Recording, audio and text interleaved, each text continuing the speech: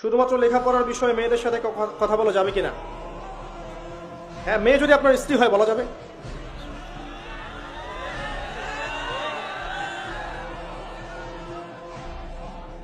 এই করতে করতে তো ইমান চলে গেল। প্রথমে কথা বলবেন, নোট চেঞ্জ করবেন। আমরা কি ভার্সিটিতে পড়ি নাই মনে করছেন? নোট এক্সচেঞ্জ করবেন।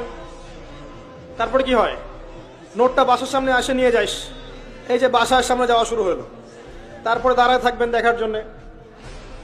তারপরে কোনো একদিন কফি খাইতে গেলেন, আবার যে গ্রুপ স্টাডি করেন মাঠের মধ্যে বসে, ছেলে মেয়ে একসাথে, মাশাআল্লাহ।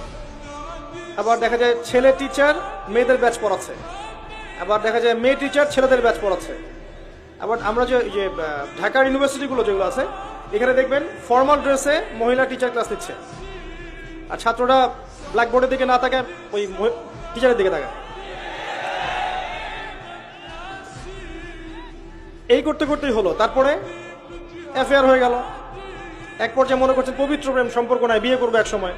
বিয়ে করতে করতে জেনাও করে ফেললেন, দফায় দফায় জেনা হলো। পরে দেখলেন ব্রেকআপ হয়ে গেছে, ওর জায়গায় আপনি আমার জায়গায়। ওই মেয়ে যখন কারো সংসারে যাবে সেও সুখী না, আর আপনি যখন কাউরে বিয়ে করবেন আপনিও সুখী না। যদি তওবা করে আল্লাহর দিকে ফিরে আসে আলাদা বিষয়, তওবা করে যদি গুনাহ মাফ করে নিয়ে আসে আল্লাহর কাছে আলাদা বিষয়। আদারওয়াইজ এভাবেই যুব সমাজ ধ্বংস হচ্ছে। ছেলে বন্ধু পাতান, মেয়েরা মেয়ে বন্ধু থাকেন। আপনার মেয়েকে আপনি মেয়েদেরকে মেয়েদের স্কুলে পড়ান, মেয়েদের কলেজে পড়ান, আর ছেলেদেরকে ছেলেদের কলেজে দেন, এটা ভালো হবে ইনশাআল্লাহ।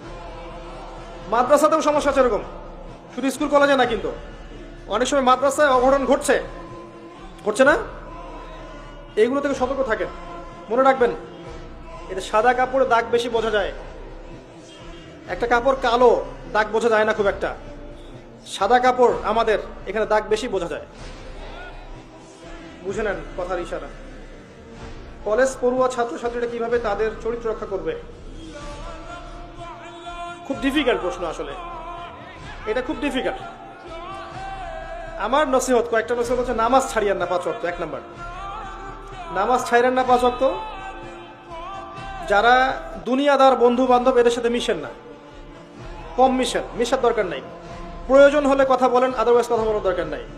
আপনাদের ফ্রেন্ড সার্কেলের মধ্যে যারা একটু ইমানদার, নামাজ কালাম পড়ে, এদের সাথে মেশেন। পড়াশোনায় বেশি ব্যস্ত থাকেন, এত বেশি পড়াশোনায় ব্যস্ত থাকেন যেন অন্য চিন্তা আপনার মধ্যে আসতে না পারে, ঠিক আছে? আর এই যে স্মার্টফোন কম চালান, ইউটিউব কম দেখেন, ফেসবুকে যায় না বেশি। আপনি বই পড়েন, খেলাধুলা করেন। শোনেন, খেলাধুলা করেন। আমি জানি এর কিছু ক্ষতিকর দিক আছে, বাট এটা এখন অন্য ক্ষতিকর দিক আছে বেশি ভালো। এই যে পর্ন দেখা আপনার